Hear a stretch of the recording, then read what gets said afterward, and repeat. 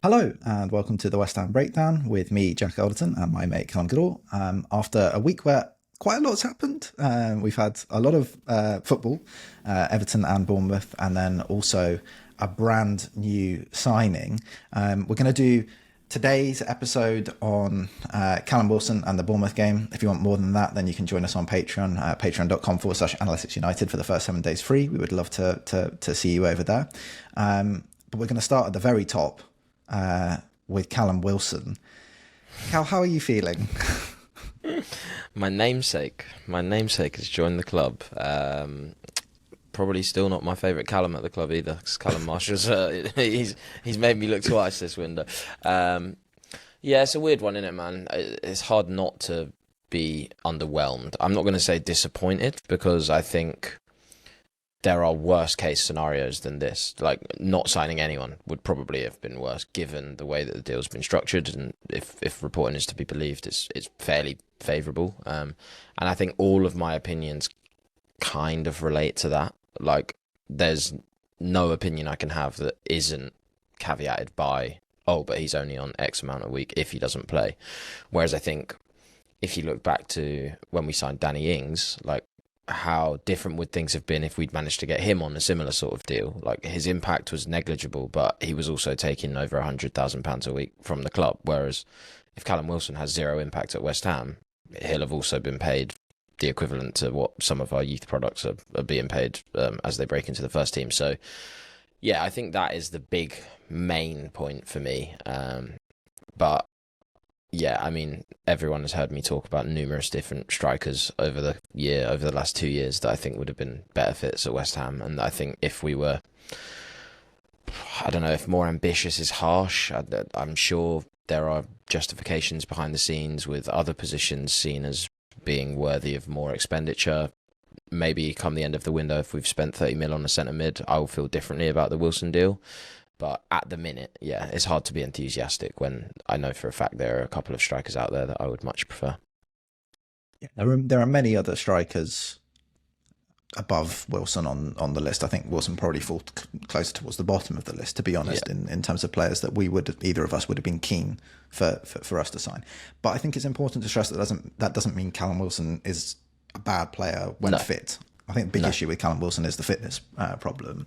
And like you say, a lot of our opinions, both of us, will relate back to the reporting over the incentives-based contract. And if it is an incentives-based contract, I'm not going to speculate on how much of it is incentive-based, but I think the fact that that is part of the deal is a good thing in general, because it protects us against the possible fitness issues, or frankly the likely fitness issues that are going to crop up over the next year. The big question really to start with, I think, is where does he fit into the squad? We've got a change, well, not really a change of system, not a big change of system from what we did last season. At the end of the season, we finished playing really a 5-3-2. It feels a little bit more like a 3-diamond-3 in pre-season, or a 5-3-1-1. So with one of the forwards dropping quite deep and joining the midfield. And I think the question for me, the one to address immediately when we sign a forward, is which of those roles have they been brought in primarily to do? I would suggest that, I probably see him more as backup for what Bowen's been doing off the last line, less so as backup or as a genuine first choice option to do what Füllkrug's been doing. I've been really impressed by Niclas Füllkrug in pre-season. I think his ability to drop and combine with the midfield, and his ability to take the ball, turn with it, and then do something really useful for the team with it has been very impressive through pre-season, and his execution has got steadily better as we've gone through pre-season. I don't necessarily see that as a primary. In fact, I be honest, I don't see that as really a big part of Callum Wilson's game. And as such, I see him more as someone who's going to be on the last line, looking to run in behind the centre backs and operate in the box. Yeah, I think that's exactly it. I could see, I just can't see him doing the sort of back to goal, dropping in. I mean, particularly in the Bournemouth game, which we'll obviously come on to, but I feel like Füllkrug's strengths in those departments were on display throughout the entire match, and a lot of the chances that we had to score, which is a funny word to use when we really didn't have that many opportunities to score. But when they did come, it often came from Füllkrug starting that move by dropping so deep and then spinning out and running into the space, or being the outlet to receive the ball. So yeah, I don't see that as Wilson's skill set. It's interesting now that we are almost certainly locked into playing two strikers as well, because obviously the minutes will come. But if it's Füllkrug that you're taking off over Bowen because you're trying to manage Füllkrug's minutes because you're not convinced that just based on the track record of last season, right, you probably are going to be cautious because you don't want to risk him being out fully. So I think he's got to be a 70-minute man, really, exactly. hasn't he, for this season? That's it. And maybe that works nicely because then you've got Wilson, who probably needs to be a 20-minute man, realistically. My issue is the stylistic shift when that happens. Totally. You can't... There are going to be game states, for sure, where it's preferable, like the whole Füllkrug dropping and linking isn't working, and we actually need more of a poacher to get in there with Bowen and have both of them just blitzing the box, Bowen dropping out a little bit more and Wilson doing the sort of... fox in the box type stuff, for want of a better phrase. But if it's just a case of actually Füllkrug's had a blinder and it's really working against the opposition, but his legs just can't do it for the last 20 minutes, how do you maintain that when you're bringing on someone in Wilson who is stylistically so dissimilar to Füllkrug? I suppose my question then would be, and it'd be interesting to hear what you think about this. I think in those situations, if things are going well, and we've had a good game, especially if we're ahead, I'm not sure that it would be Callum Wilson that would come on in that situation. I think it probably would be Thomas Souček that if he doesn't start would come on, or Guido Rodriguez, Edson Alvarez, one of the midfielders that doesn't make the starting lineup. In my head, I see the left sided of that midfield three being the player that we're probably likely to recruit, or a position that we're likely to recruit in. As such, I can see Souček being less of an ever-present, 90 minutes, 38 games of a season. I think he'll play a lot, but I don't think he'll necessarily start every week. And in those situations, I can actually see Thomas coming on and Paquetá moving up into the front line. And I really like that. I think Paquetá's actions as a sort of false nine, when he's got another striker with him, are really nice. I think he does a really good job of winning free kicks for the team and really interrupts any opportunity for the opposition to build any momentum because he wins so many free kicks.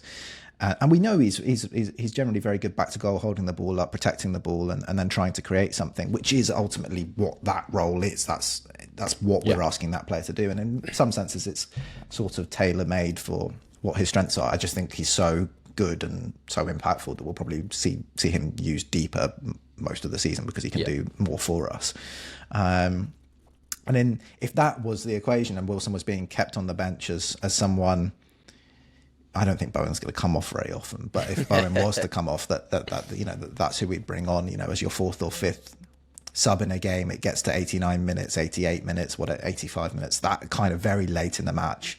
And you don't want to leave Bowen, who's, run his heart out, making runs in behind, pressing, really doing a lot of the pressing, heavy lifting. That's when you bring in Wilson on and saying, can you just give us 10 minutes of energy at the top of the at the top of the pitch? Then I have less of an issue with it, if that's what we're looking at more.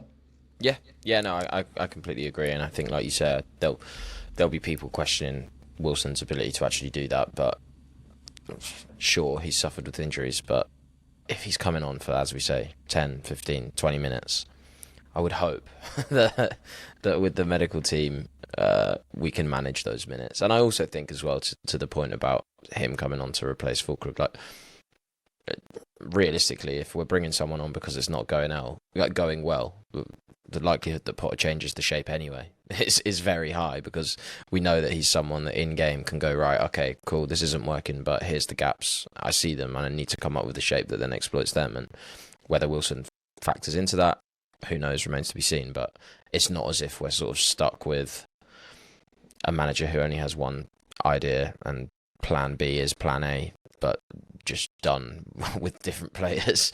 So yeah, I think Wilson's utility probably is less of an issue now that we factored it in. And I think it's, with Marshall seemingly sticking around as well, I quite like them both as like, there's no sort of nailed on backup striker for me. There's two options that can both go for the minutes, and again, that probably protects Wilson, but also means that there's genuine development opportunity for Marshall as well if we do keep him around, because my concern was that if we went and bought a striker for 10, 15, 20 million to compete with Füllkrug and Bowen, then Marshall really is, you're not getting on, because the money is sat on the bench. In the same way that Ings would often come on ahead of players that we might have wanted to see. I might have wanted to see Guilherme come on more often last season, but Ings would often get thrown on to justify the fact that we're spending that money, essentially. I think because he did run around for the team and give quite a good output when it came to out of possession and maintaining some intensity at the top of the pitch. Credit to him for maintaining that the entire time he was with us. Yeah. No, completely fair. I just think fans naturally would be frustrated. Like if Marshall was at the club last season and Ings was coming on ahead of him, then it would have been frustrating. So I worried that a similar scenario may happen. But no, I think it seems like if we balance the minutes between the two of them,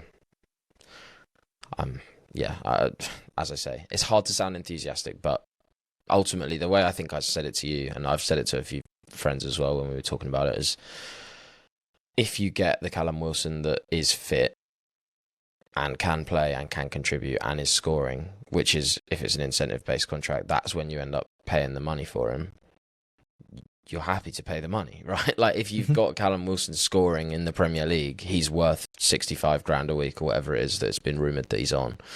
And that to me is fine. And if, like we say, we don't know the ins and outs of the deal, but all the reporting has been that it's a 10% base and then everything else is appearance and goal based. So if he's sat on the bench earning less than 10 grand a week because he's not fit or he's not scoring, then I'm not really too fussed about that, realistically. And I also think it's testament to him, right, as well. He could quite easily have gone.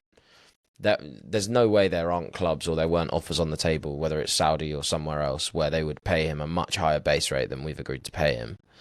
But he clearly feels like he has a point to prove, and he clearly feels that he can earn that money just by way of him keeping fit and him contributing. And if that's the case, then brilliant. And I think, that I didn't think a few years ago, I didn't think I'd be sat on here giving Callum Wilson credit for his character, given the way he spoke about West Ham sometimes in the past. But you know what? I doff my cap and I say, fair play. Come in. You've got a fan base that you really, more so than a lot of players, need to win over, because there's a lot of people that weren't big fans of Callum Wilson for very valid reasons, and also are questioning the signing anyway because of the nature of how the transfer window seems to be panning out with the options that we end up going for. So huge points to prove, but also of all the annoying strikers in the Premier League over the years, if there was one person that I kind of can see just backing it, probably is him. I'd avoid taking seriously the things he said on his podcast with Mikel Antonio as well. He's bantering his mate, come on. And he knows he's trying to get thinking of the goal where he scored with his hand. No, I know. I know. That's the valid bit. All he needs to do now is score a goal for West Ham with his hand. With his hand, and then he's done. It's kind of impossible in the VAR era. But look, I'm going to ask you, and you're going to have to do this in quick time because we've spent a long time talking about where he fits into the squad and stuff. But to try and get excited for a moment, and let's talk about what he does do well, because there are things that he does do to a really high standard when he is fit, and one of them is convert the shots that he gets. If you can get him into shooting positions, more often than not, he finishes really well compared to other Premier League strikers. Yeah, 100%. I think as well, I think when we were doing the research into it, he was in sort of a top 5, top 3 along the likes of Kane and Haaland when you look at when he was playing regularly in terms of scoring 1 in every 5 shots. Like that's a freakish return, and the chances that he's able to get on the end of, even when he's not scoring them, they're high quality chances. And if you transpose that into a Potter system where it's less about volume but it's more about trying to create those few but high quality chances, Wilson's the guy you want. And equally, if you're going to use him as an impact sub, you need that player to be consistent and reliable in front of goal, because you're not going to have 90 minutes to sort of battle it out and tip the scales towards the average. You need someone who can come on and be like, no, I'm sharp.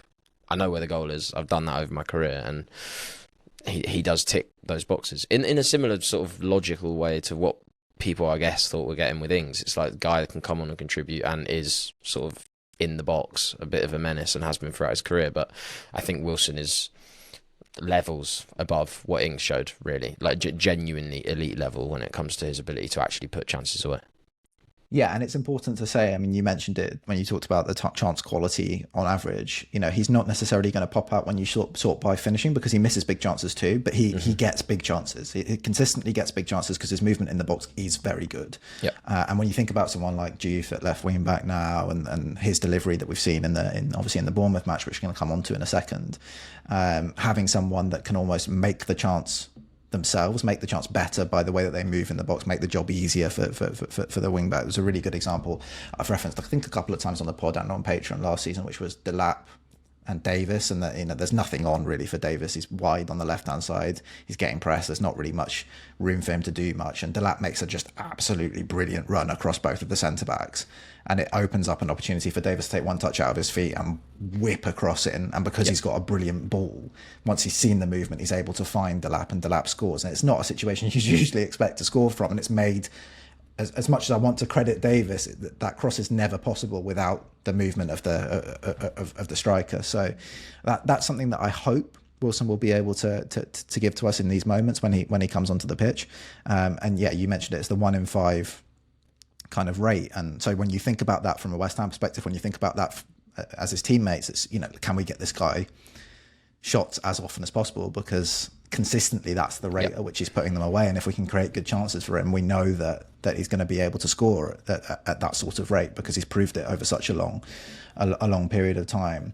I don't have much time to do this, it's right at the end of this section, but I wanted to mention as well that I think it wasn't a particularly easy window to sign a striker in, and the only reason I wanted to come to that was because I think Füllkrug and Bowen are starting this season.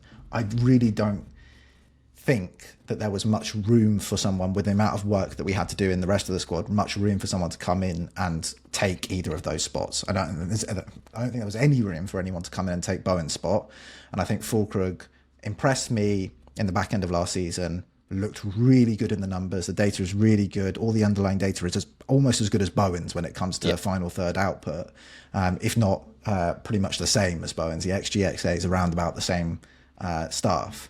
And when you're looking at now how he's performing in pre-season with the new role that's given to him that actually really benefits him, allows him to show so much more of his positive and strongest abilities.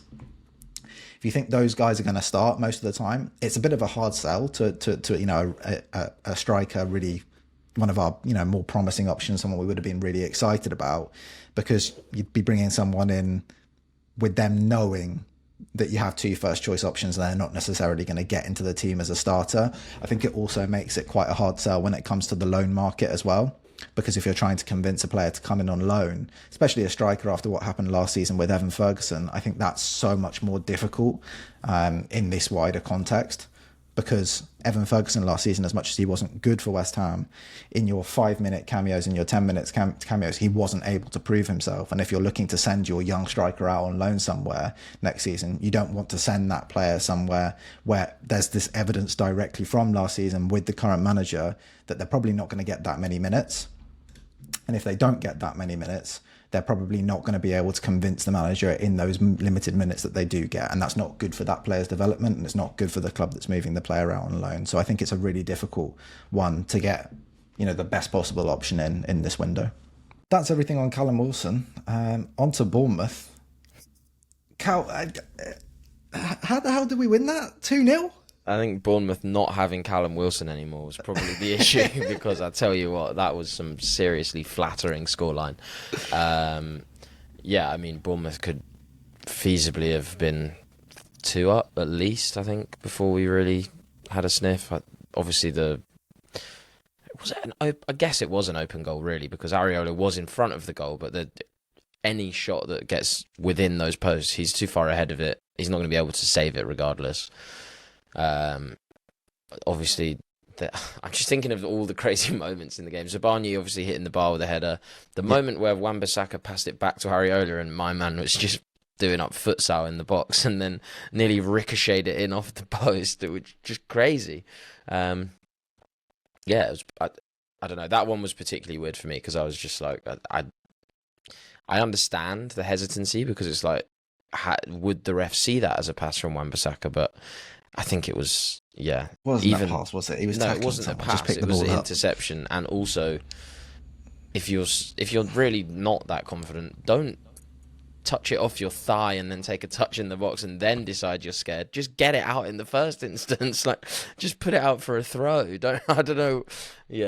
That's a man that's trying to play the way that Potter wants him to play, with the ball at his feet in his own box, I think, and has just freaked out because he's trying so hard to get used to playing that way that it's not natural. Like, not every ball playing keeper decides to do it at all moments, right? Like, even the best ball playing keepers know when to do it and would have just punted it. Never on your own goal line. With like 6-7 players in the box. Oh, it's so ridiculous. Never it was funny though. It was funny. It was funny. It reminded me of Adrian. Yeah. You know, Adrian always loved to do a few keepy uppies, and definitely scared the shit out of my dad. How did you feel, sort of in general? How did you feel about the game, about the performance? Yeah, I think such has kind of been a theme throughout the summer series, or whatever we want to call it, I guess. I felt like the first half... That's what it's called. Well, yeah. I just needed to go more on the accent. I felt like the first half was pretty poor. I felt like we took a while to get into it. And I think, as I say, that's been the case, maybe in all the games, actually. But I think in the second half, we looked better. I think Potter made a couple tweaks at half-time that seemed to change things, both personnel and also tactical. And yeah, I think we looked fairly comfortable in moments. I think, again, another theme, we seem to have a better understanding than the back end of last season in terms of when to recycle possession, when to go forward, a little bit more press resistance, a little bit more willingness to break the lines from the outside centre-backs, which all are good things and all are crucial to the system actually functioning properly. So that's really promising to see, and I think we've seen growth game on game in that respect, which is exactly what pre-season's for. And if I'm tracking that sort of stuff, I have to be pleased, because it suggests that the squad are getting it more and more, and therefore by the time we arrive at match day 1, they should have as good an understanding as they've ever had of how Potter wants them to play, which is what this is all about. But yeah, I think, as I say, scoreline was very flattering. I don't think Bournemouth, I didn't necessarily feel threatened throughout the whole game. I think, as I say, the first half I definitely felt like they were in the ascendancy early on, and that's very Bournemouth. Like, that, they're quite an intense team, as we know, and we have a track record of starting slowly. Even last season, that was a big thing. So it's maybe not a huge surprise that they came out of the gates and we struggled to match that pace. But as we grew into it, I felt increasingly confident. Yes, they had a few big chances, which is why we're sat here laughing, saying, how was that not, how did we keep a clean sheet? But I will say a lot of those, I think the first one with the open goal, as I say, as a result of us not really being up to pace, Wan-Bissaka was slow and out of position, and I think the whole back line was struggling, frankly, to move at the speed that they were moving at.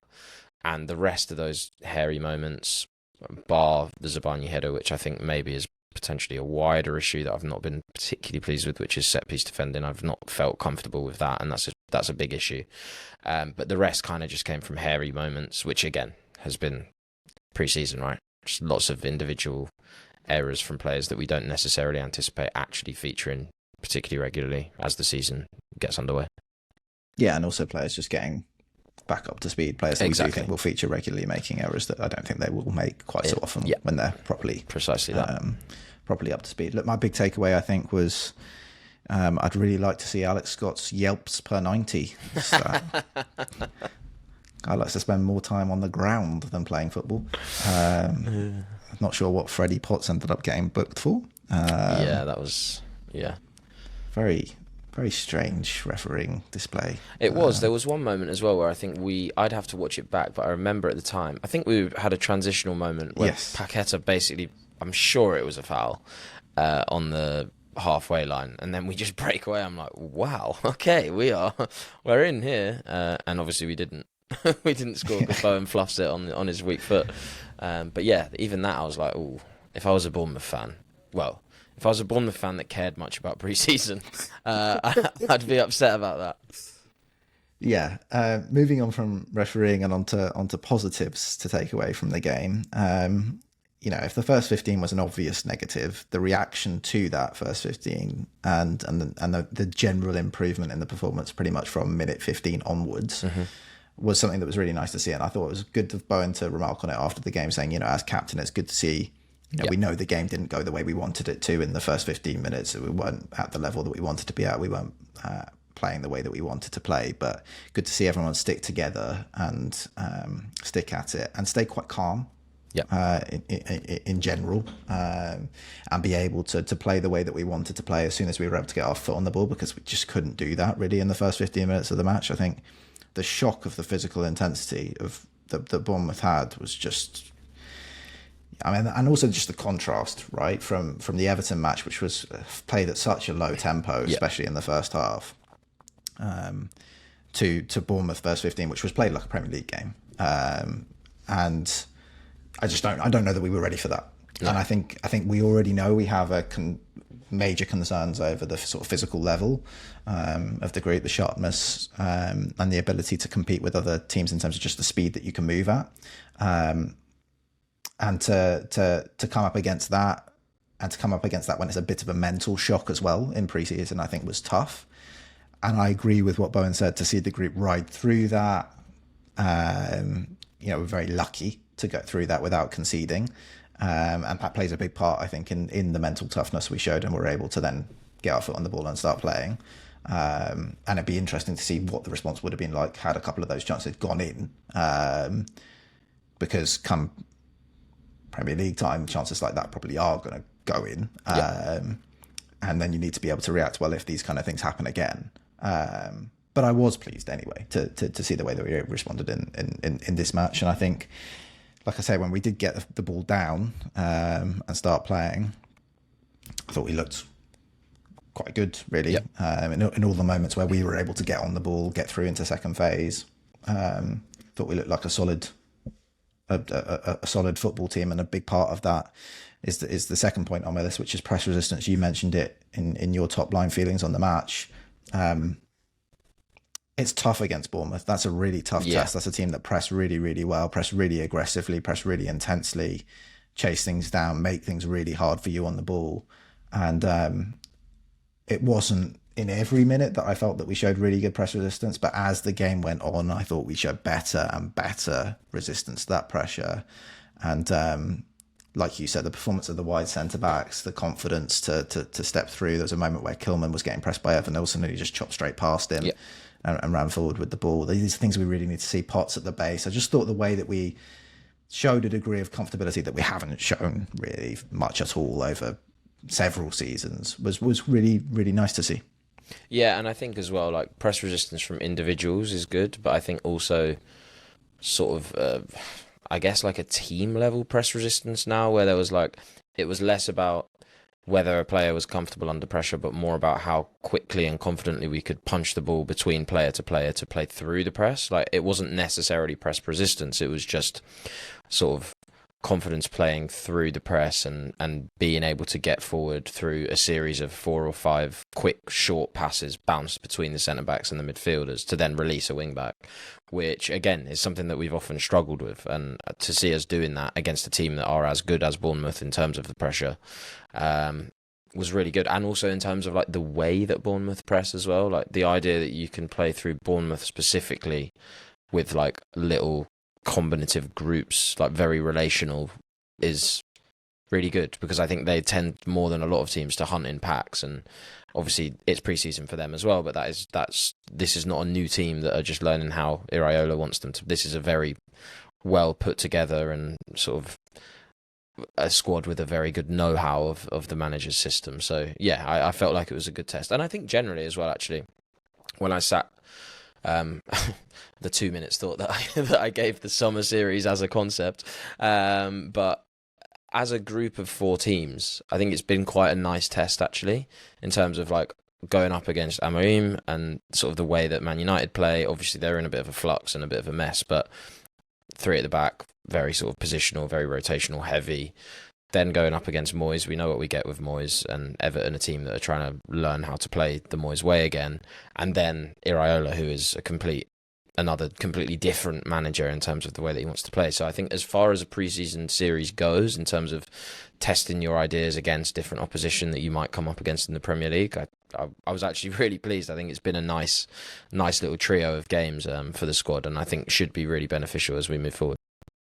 Would have liked to have seen a team right up towards the top of the table instead of Man United, I think. That would have been really interesting to see. It would have been interesting to see, even if it would like an Aston Villa or someone like that, a team that's played European. Well, obviously Man United have, but been competing for the European places in the Premier League in the last couple of seasons. I think would have been nice to see. I know Bournemouth have been around that conversation. I think that the last thing to speak about as a really big positive as well was just conversion of chances. We created big chances and we scored some big chances, and I think that's really a nice thing to take away. I think we struggled to create big chances much at all in the back end of last season. I think we've actually created some really big chances throughout pre-season and done a good job of doing that.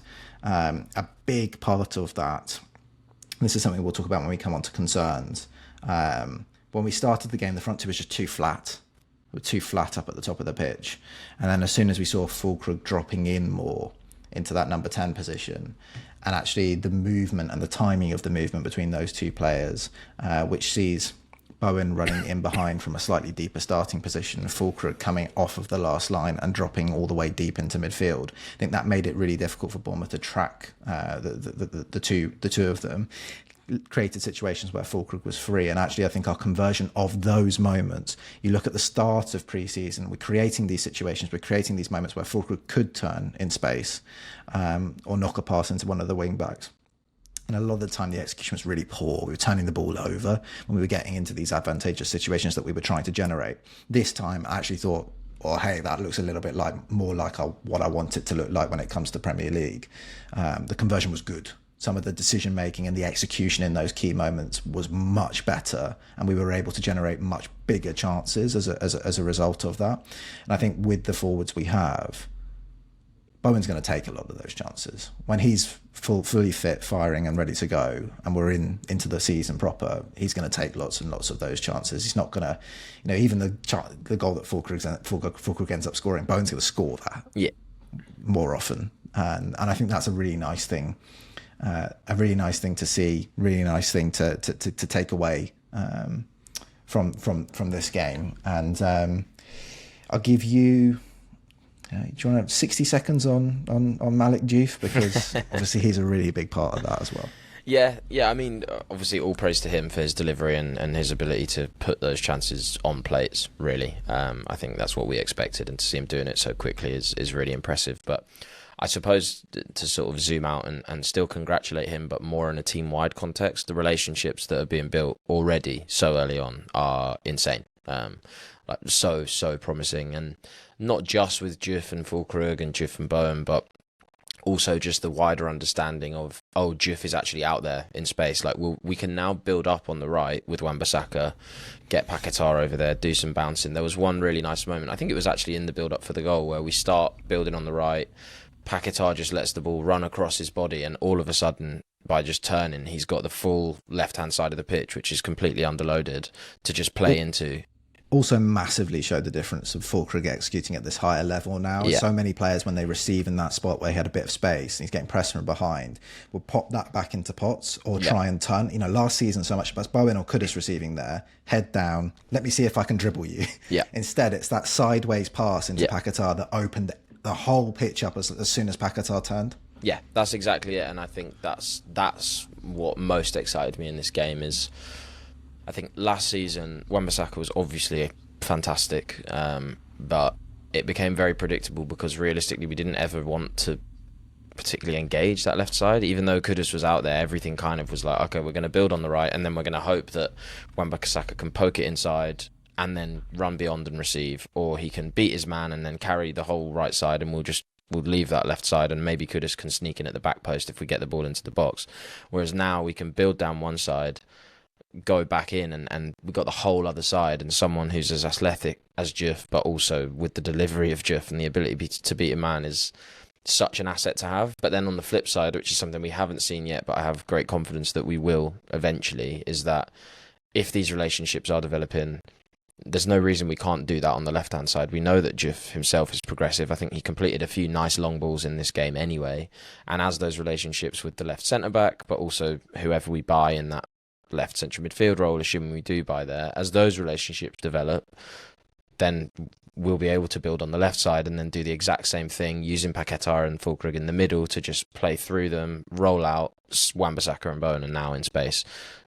It makes us infinitely more dangerous and unpredictable, and just such a good thing to have, and also means that we don't have to rush, because we could do that and go, actually, they've closed the space down pretty well, let's go back to the other side and start again, and we can just oscillate between going across the pitch until a crack opens up and one of Diouf, Wan-Bissaka, Bowen, Füllkrug, whoever can run into it and exploit it. So yeah, really promising. And even I think, was it post-match or in the celebrations, Diouf doing the little Brazilian dance with and I was like, come on, this guy already, they love him.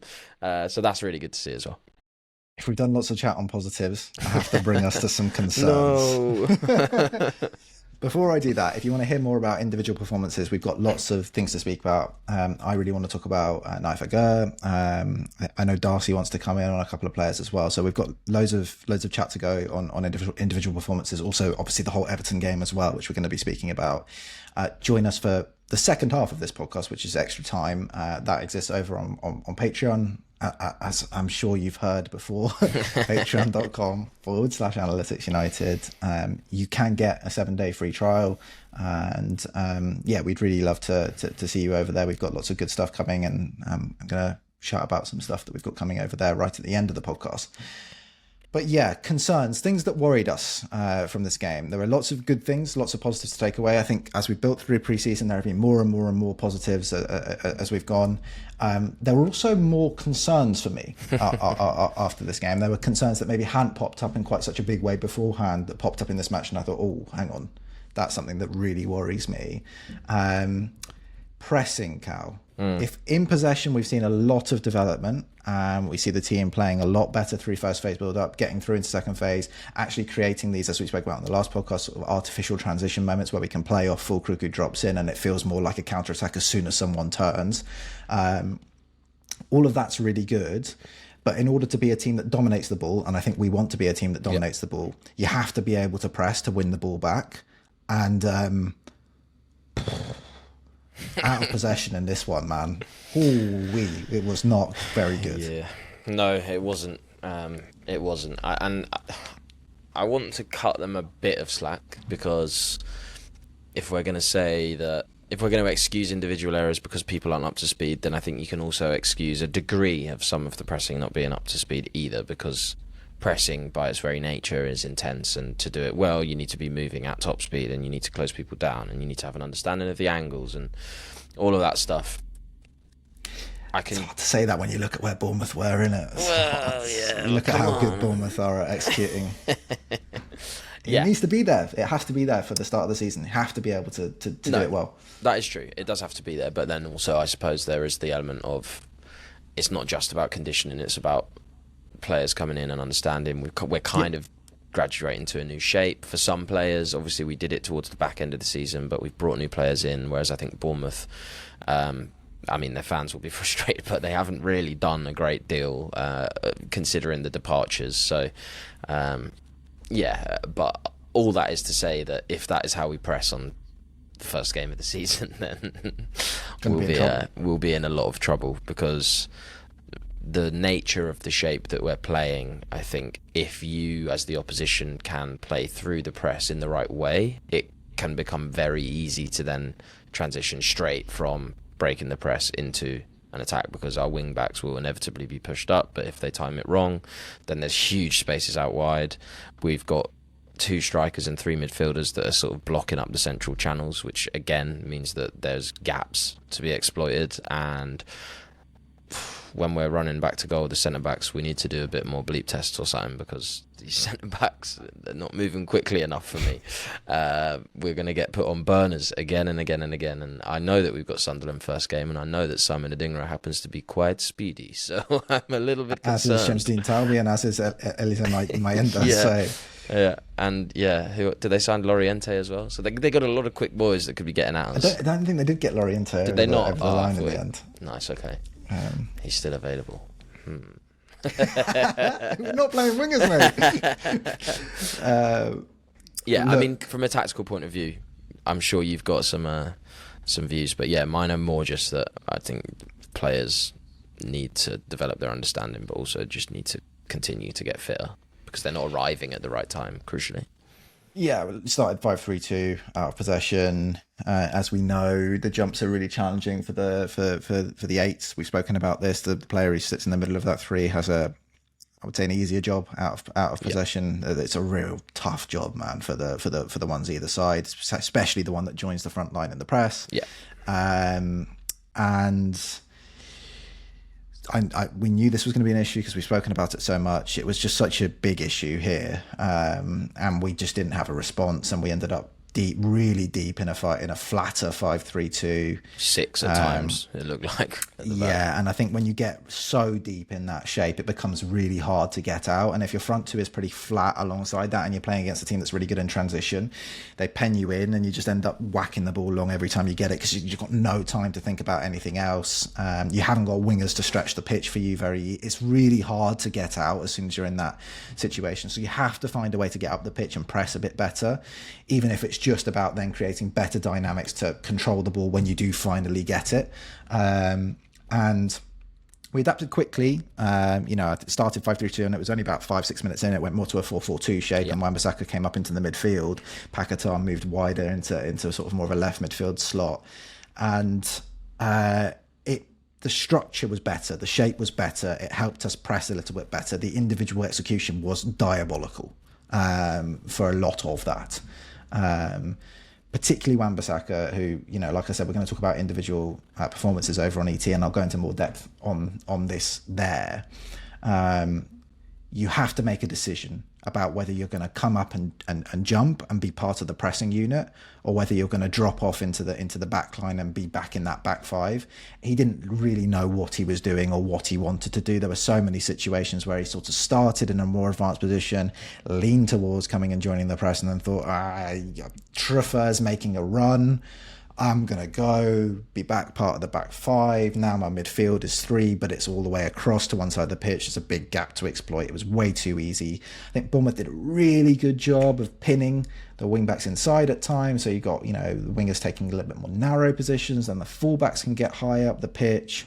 And if your wing-backs get pinned inside and you're playing a 3 in midfield, there's no coverage to help you back there. So Paquetá really struggled when dragged to cover Diouf up against Brooks. He got dribbled 3 times in the first half in really bad positions doing that covering work, and that's important that the execution there is better. That's kind of the way that we work, right? You talk a lot about the in-possession stuff. I talk a lot about the out-of-possession stuff. There were things I was really happy about on the in-possession side of things, but it did worry me, some of the out-of-possession stuff here. It has to be a lot more consistent and a lot better than it was in this game. Otherwise, we will get punished. And a big part for me of what concerns me is that we've seen us against a back five twice. Everton lined up in a back five in the first half of that game. Obviously, Man United played a back five as well. I thought we looked much more comfortable in that context. Here, against a back 4, and really notably a 4 with a defensive midfielder that bisected the centre-backs, a la early Lopetegui, Edson Alvarez drops between the centre-backs, it becomes more like a back 3, the full-backs go.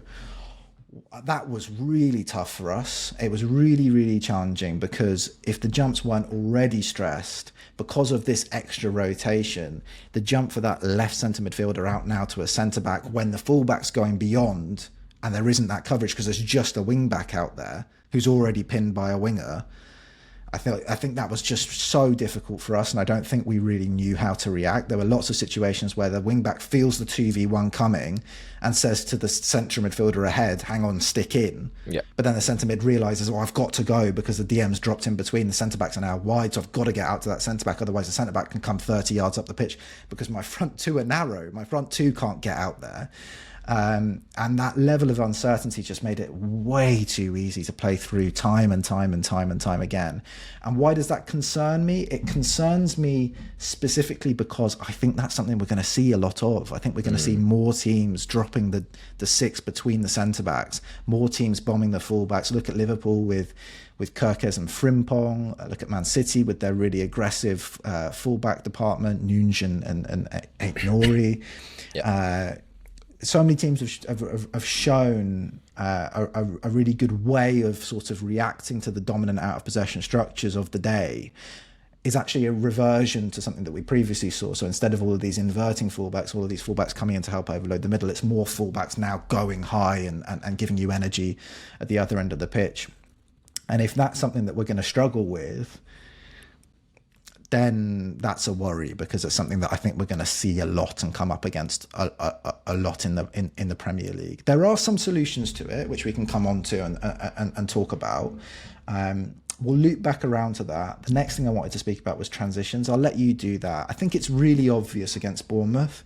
But again, it's something that just needs to be a little bit sharper, right?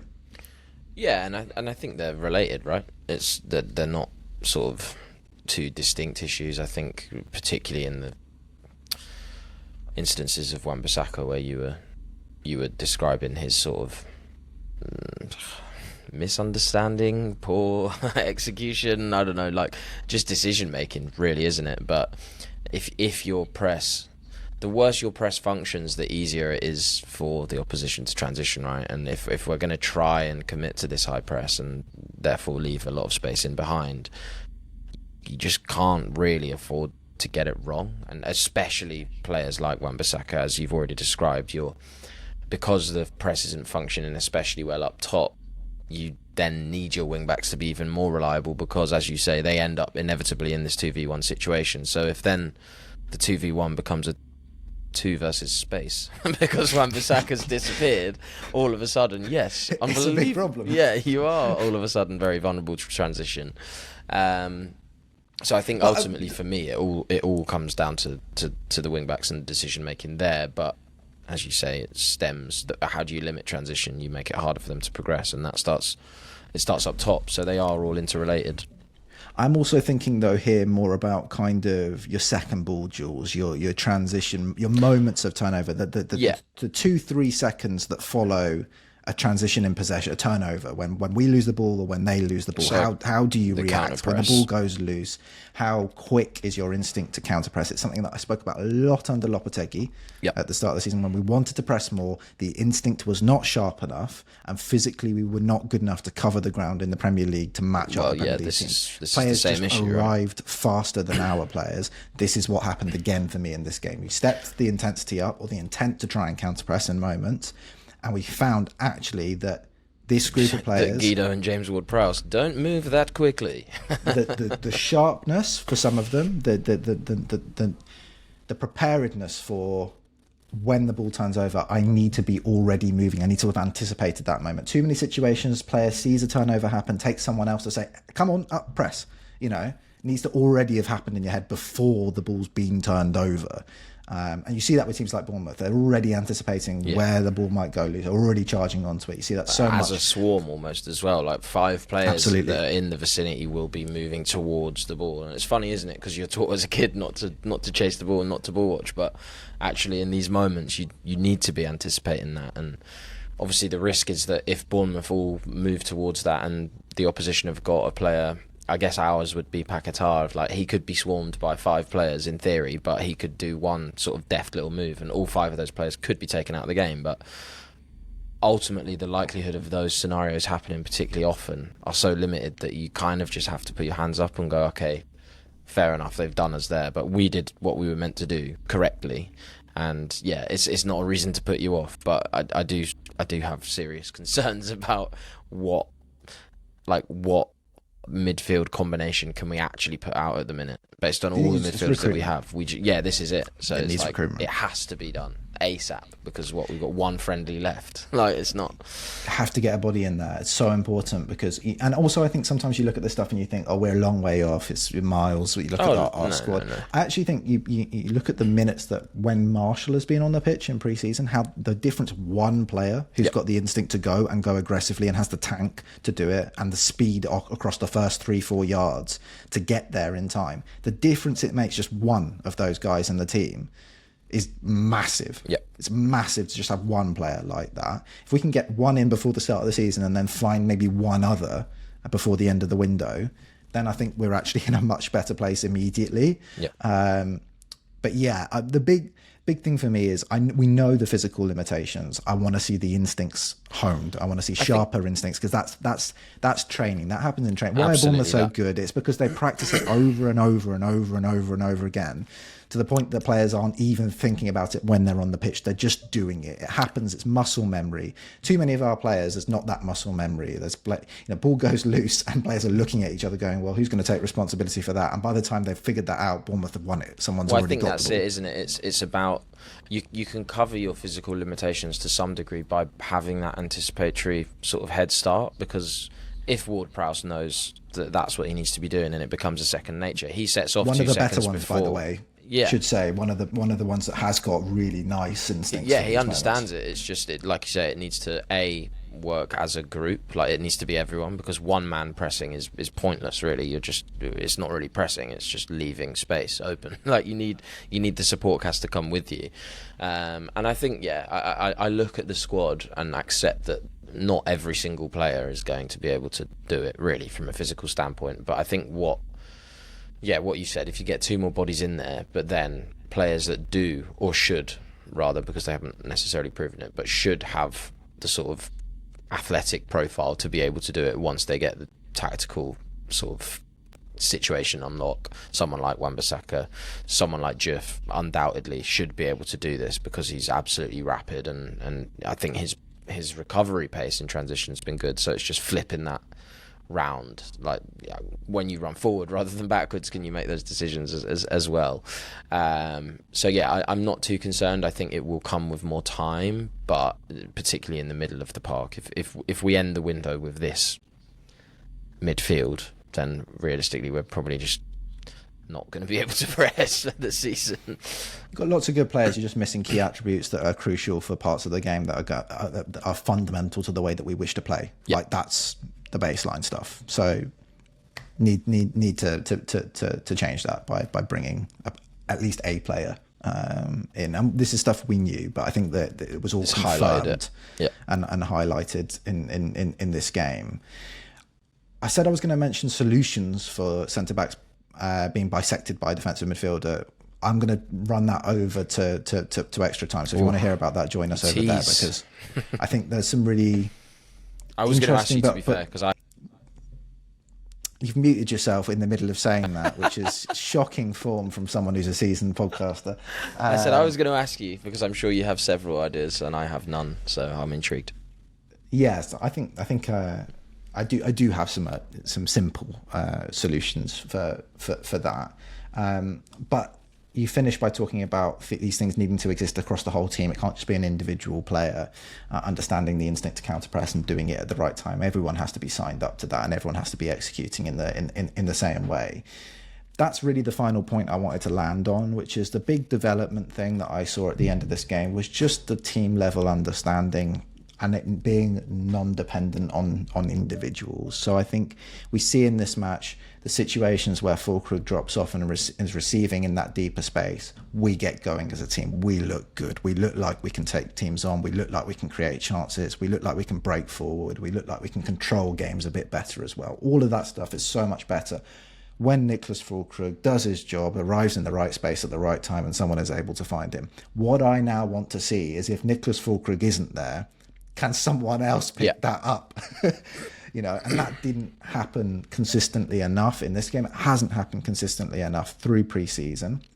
Sometimes Bowen has done it. Can he do it a bit more? It's not that I always want him dropping. It's not his job to do that. Primarily, he's going to be the one on the last line. But if Füllkrug's on the wrong side of the pitch, pinned up against the centre-back, switch on. Come on, drop into that space. Help your midfield out. It's not happening enough sometimes. We just end up flat. The ball goes long. We lose it. We set back. We can't press. We end up deep. That's 10 minutes of the game because now we're defending and it's corners and it's balls into the box. And that's not the situation we want to end up in, because we want to be a team that has more possession generally most of the time in the games that we play. And I wanted to highlight one player, and I'm really glad that it's this player because it's a young player and you don't often see this from young players, but Freddie Potts understands this kind of stuff. And to see in the first half moments where he starts as the deepest player in midfield, the ball moves into a wide centre-back, he looks ahead of him and he sees, well, neither of the strikers are dropping, I'll go and do that because Ward-Prowse has just dropped in anyway to cover this. And he's able to then receive on the half turn around and play forward. We saw it twice in the first half. That is the kind of thing that needs to spread across the rest of the team. And what a lovely thing to have a youth player, a West Ham boy, showing senior players exactly how to respond in these moments, and having the level of attention to detail when it comes to training, understanding how the team wants to play, tactical discipline to know. An understanding of the game is a big thing, because tactical discipline sometimes, you think your job, I'm the six, I'm not moving, I'm not going to create a problem for someone else, I'm staying here because I'm crucial to the rest of the defence structure. So me doing that could cause problems for other players. But actually the level of understanding is, no, it might be all right in this moment. I can go in there. It's a really good bit of open space because the centre-backs are both pinned. Nothing they can do. Strikers are on them. No one's going to be able to come out to me. And then I can turn and receive the ball really nicely and create a chance for the team. Great to see that. Let's see a bit more of that from other players. It's good to see a development of the base level ideas. Then the next steps for it are really rotations. To know that it's not just one player that can do that, one player that can do that, one player that does that. To actually be able to know what your teammate next to you's job is. And if they get caught out of position, or if they get caught in the wrong space, I can go and fill in that spot and do it. And we saw, to call back to an experience we know from last season where we really struggled against this. When Arsenal turned up at our place and did that, we had no response. It was impossible for us to deal with. You can adapt. And this is the thing. 5 games into the season, 6 games into the season, this is going to work. 15 games into the season, everyone knows what West Ham do. Everyone knows where Niclas Füllkrug wants to be. Everyone's sending their centre-back up on him, and he's not going to be able to turn. And the question you have then is, do other players in the team know how to do that job as well? And can they rotate into that role so that when the centre-back who thinks he's pinned on the last line and dealing with Bowen's runs in behind is suddenly having to jump up into midfield? Because when that happens, teams fall apart out of possession. We fell apart against Arsenal last season because of it. And that's really the next big step for us as a team. And it's a big jump from where we are. It's great to be where we are. We've done a lot of development work to get to where we are, but that's the next step. Callum Wilson, hold up play. It's coming. Consistently working on to get there. Cool. Right. There we are. We're going to run straight over into extra time. Hope to see you there. Loads of big stuff to talk about. Everton game, solutions out of possession, individual performances, loads of stuff to chat about. And also on Patreon coming up, we've got Transfer Factory Extended. The second edition for this summer is coming out this week. It's going to be defensive midfielders who we're looking at.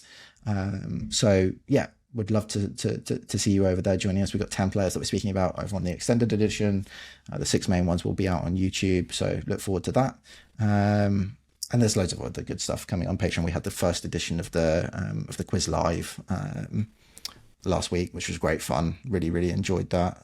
Apart from the bit where we were playing tension and 2 of my answers were joint 11th, and I was looking for a top 10 answer. Hey, it's worth watching just for the comedy. Killed me. Callum ended up winning. So if you want to see how that went and tune in for the upcoming ones, because that's going to be bi-weekly, then join us over there. Thank you for tuning in. Thanks, Cal. And yeah, we'll see you next week.